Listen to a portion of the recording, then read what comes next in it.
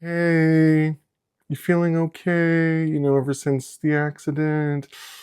Well, hello out there to all of you seekers of plastic camaraderie, and welcome to my channel, where I sit and talk about dolls. Sometimes it's Barbie, sometimes it's Illy, sometimes it's Monster High, sometimes it's a Disney princess, you get the point. If she's made of plastic and looking for a home, then she's welcome here. Because basically I just make questionable financial decisions with dolls, but justify it by calling it content. My name is Daniel, and I am the Barbie book boy.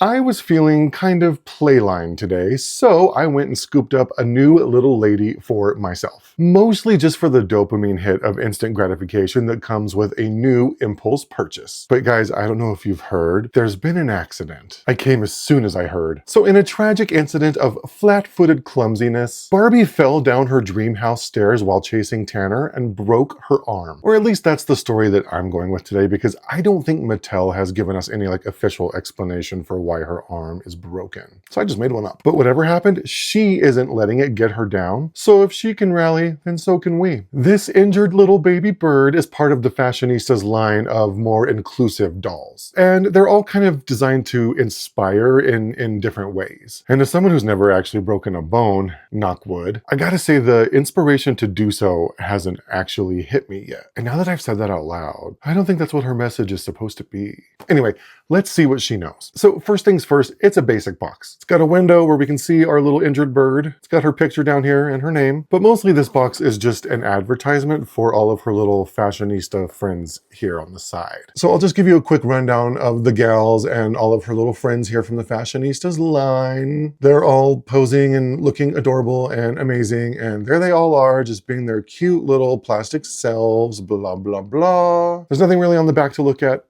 Bunch of legal stuff, probably. I don't know. Like I said, basic, but really what more do we need from our playline girlies? So now let's free her from her cardboard cage gently, because I don't want to hurt her any more than she already is. And here she is, our poor little baby bird. Hey, you feeling okay? Ever since the accident? Since the accident, she really hasn't been able to do much with her hair, so don't judge her too harshly for its simplicity. Once the cast comes off in 4 to 12 weeks, she's going to celebrate by getting a full blowout. But for now, just a simple part with some pretty good thatching will have to suffice. And for someone with an arm injury, the hair sure is long. I imagine her left arm is probably pretty tired from having to do all of the brushing, so let's help her out.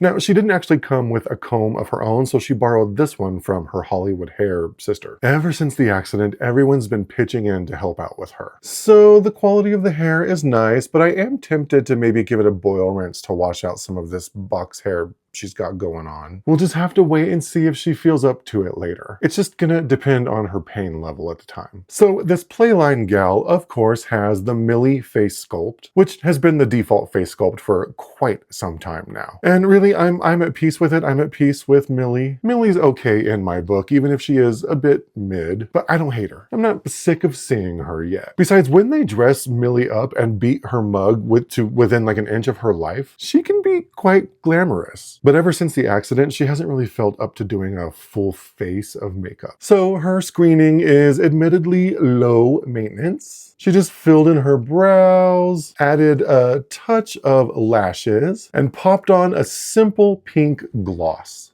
which is really about all she could accomplish using her non-dominant left hand. Poor little thing. Moving on. Barbie is wearing a pretty but simple pink top. No buttons or zippers here to trip her up while she's in a cast, though it does Velcro in the back for us. It's just a pink plaid kind of tank top vest that she can easily slip over her head using her one good arm. And it matches her skirt, which again, easy to wear. No buttons or zippers for her to fight with. Same thing as the top, just some Velcro for our convenience. It's an easy enough skirt for her to just step into, and she can pull it up using her left arm. And both pieces have nicely finished hems, which I appreciate. So you can see the hem on the skirt, and then all along the bottom of her top, and then up here on her sleeves, it has a finished hem. Also, the entire outfit matches her pink plaster cast that she herself has decorated with a little sticker of a daisy and a heart and the smiley face emoji. And then Barbie went and signed it herself, which how she did that with her left hand,